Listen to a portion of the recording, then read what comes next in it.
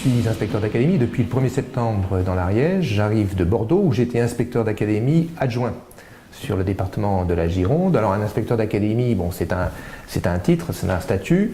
Il y a plusieurs inspecteurs d'académie et moi mes fonctions c'est d'être DAZEN, c'est-à-dire directeur académique des services de l'éducation nationale. C'est-à-dire que j'administre sous l'autorité de la rectrice de Toulouse tous les services d'éducation de la maternelle au BTS sur le département de l'Ariège. Alors quand on vient de la Gironde et qu'on arrive en Ariège, on change de dimension. Puisqu'en fait la Gironde est un peu plus conséquent en termes de population d'élèves et d'enseignants. Oui, on change de périmètre, on change d'environnement. Et en même temps, j'étais adjoint sur la Gironde, donc je n'étais pas en responsabilité directe du département. Donc de fait, voilà, ma première démission, c'est d'assurer ces responsabilités et le volume, croyez-moi, et le périmètre est suffisamment important pour avoir du travail tous les jours et toutes les semaines. Alors on a terminé la rentrée, hein, parce que les élèves et les enseignants sont rentrés déjà au moins depuis 3 semaines, 15 jours, 3 semaines. Oui. Ça s'est bien déroulé?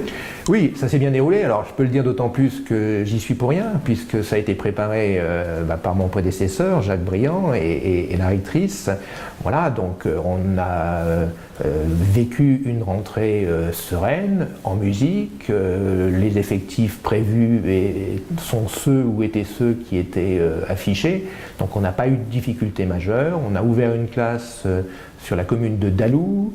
On avait un moyen RH, ressources humaines disponible, il est sur la brigade de remplacement, donc voilà, pour 1 an, on a un fonctionnement qui est celui qui a été décidé par la préparation de l'année dernière. Oui, parce qu'habituellement en Ariège, à la rentrée, il y a toujours un peu des fermetures de classe, alors des changements de poste, et donc toujours quelques petites escarmouches qui se créent à la rentrée. Là, ça n'a pas été évidemment le cas. Alors, ça ne l'a pas été, ça ne veut pas dire qu'il n'y a pas des situations sur lesquelles je demeure attentif. Voilà, demain matin, je rencontre Madame le maire de l'Escure, puisqu'effectivement, c'est une école de 2 classes, où les élèves sembleraient être inscrits au-delà de ce qui peut être parfois attendu. Donc je vais aller voir Madame le maire. Mais de fait, c'est pour préparer la rentrée scolaire 2018. Aujourd'hui, la rentrée est effective et à part une situation vraiment extraordinaire, il n'y a pas lieu de modifier la carte. Alors vous disiez que vous alliez voir les élus, les maires, la plupart du temps, ça s'appelle des conseils départementaux. On sait qu'en France, il y a eu un retour sur la fin des rythmes scolaires, une proposition du gouvernement de proposer un choix qui a été fait en Ariège, mais rien, a priori, n'a bougé. Oui, sur l'Ariège, il y a une singularité. Toutes les communes sont restées pour cette année à une organisation à 4 jours et demi.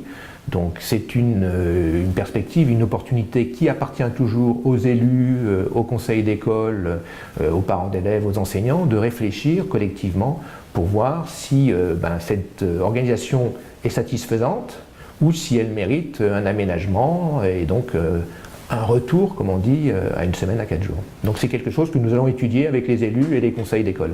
Alors votre rôle tout au long de l'année, c'est de travailler en liaison avec la rectrice de l'Académie de Toulouse sur notre territoire ariégeois, de voir entre les élus et les enseignants, les postes à responsabilité.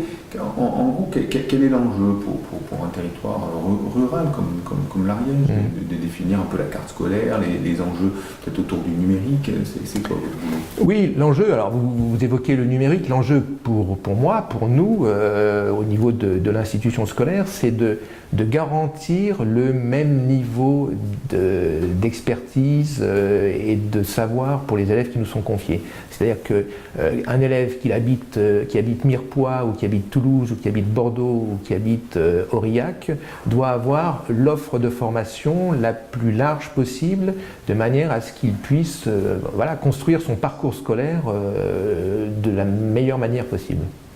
Est-ce que l'Ariège est un département en déprise de population? C'est-à-dire qu'en gros, on a connu quand même une certaine disparition de population à un certain temps. Aujourd'hui, la basse vallée est dynamique au niveau démographique. Celle les vallées d'en haut, Ausat et autres, c'est un peu moins.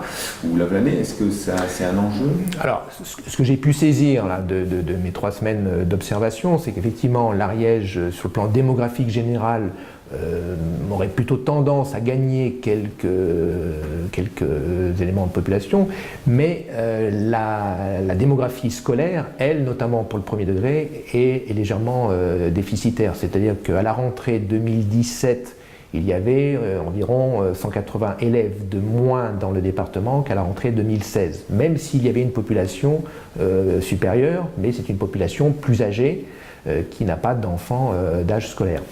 Et en même temps, il faut être très attentif et très prudent dans les commentaires qu'on peut faire de cet élément, puisque dans le même temps, à cette rentrée, le second degré, donc collège, lycée professionnel, lycée généraux et technologiques, affiche 150 élèves de plus. Donc voilà. Bon, ça veut dire que la population, grosso modo, est stable, la population scolaire, même s'il y a une variation entre le premier et le second degré. Est-ce que dans les prochaines années, on prévoit quoi? Une diminution de la population scolaire? Alors, pour le premier degré, oui, on est plutôt sur une tendance baissière, donc c'est cet élément-là qu'il faut apprécier de manière à ce que, effectivement, on puisse garantir une offre de formation et en même temps tenir compte du périmètre et de la réalité qui s'observe dans les écoles et dans les villages et dans les lycées. Alors, nouvel inspecteur à l'académie et d'AZEN et nouveau gouvernement, puisqu'en fait, nouveau gouvernement, le ministre de l'Éducation est nouveau, même si dans l'institution, il est là depuis quelques années. Qu'est-ce qui est prévu? Quelle est la politique vis-à-vis des territoires ruraux? Est-ce qu'on va avoir des regroupements pédagogiques comme on a connu par le passé? Est-ce qu'on veut par le numérique compenser? Parce que dans la santé c'est peut-être un peu le cas aussi. Est-ce que vous avez une feuille de route ou est-ce que vous l'attendez encore? Alors, la feuille de route, un peu générale, est donnée. Après, sur les contours, les moyens, elle reste encore à préciser. Le budget n'est pas voté. Peut-être pour répondre en 2 temps à votre question de manière un peu générale, ce qui est important sur un territoire comme le nôtre, alors c'est le mot qu'utilise le ministre, je le reprends pour moi, mais il est important, c'est de construire de la confiance. C'est-à-dire que lorsque je rencontre des élus, des enseignants, des élèves, je m'efforce de rentrer dans une relation de confiance. Cette relation de confiance, c'est pour que on puisse a priori travailler ensemble. Donc dès lors que l'on travaille ensemble, eh bien, on verra les points d'appui, les points essentiellement les points d'appui. Et les points d'appui, vous l'évoquez, il faut qu'on se montre un peu imaginatif. Le numérique, pourquoi pas, mais voilà, en pédagogie, c'est même la définition même du pédagogue, c'est tous les jours de créer une situation qui soit la plus aboutie et la plus adaptée possible au public et aux élèves qui nous sont confiés. Alors vous avez eu, il me semble, l'occasion de faire des visites d'établissement avec le conseil départemental, M. Henri Méroux. Vous avez découvert des établissements. Quel est déjà le premier ressenti sur la qualité de ces établissements, le niveau d'équipement, l'ambiance globale? Un très bon ressenti. Alors j'ai vu 3-4 établissements. Je suis monté sur le collège de Sex, j'ai vu le collège de Mazères, j'ai vu quelques lycées professionnels, j'étais à Saverdun, j'étais dans une école de Foix à la rentrée. L'environnement scolaire est un environnement de grande qualité, voire de très grande qualité. Donc c'est dans cet univers-là, c'est dans cet espace-là que nous avons tous les moyens de faire notre travail avec beaucoup d'efficacité. Bien. Pour le futur, qu'est-ce qu'il va se passer en Ariège? Alors, le ministre, par exemple, parle dans les collèges de l'interdiction d'utiliser les portables. Vous savez que les élèves sont assez branchés sur leur smartphone. En dehors de ce type de sujet, il y a des choses qui vont faire mouche en Ariège. Alors, je ne ferai pas de commentaires sur les portables parce que je n'ai pas d'éléments d'appréciation et de l'orientation qui sera donnée.